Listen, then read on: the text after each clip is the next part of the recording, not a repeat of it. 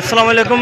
যেখান থেকে সবাইকে স্বাগত জানিয়ে শুরু করছি আজকের ভিডিও। দেখছেন সবাই দর্শক দেখছেন আপনারা সরাসরি নোয়াখালী এই বিএনপির যে সমাবেশ, দেশমাতা বেগম খালেদা জিয়ার মুক্তির দাবিতে যে সমাবেশ শুরু হয়েছে নোয়াখালীতে, মিছিলে যেন নোয়াখালী মিছিলের নগরীতে পরিণত হয়েছে। দেখছেন আপনারা সরাসরি যেখান থেকে দেখছেন আমাদের ফেসটা অফিসে ফলো শেয়ার করে পাশে থাকবেন এবং কমেন্টস করে আপনার মূল্যবান মতামত জানাবেন।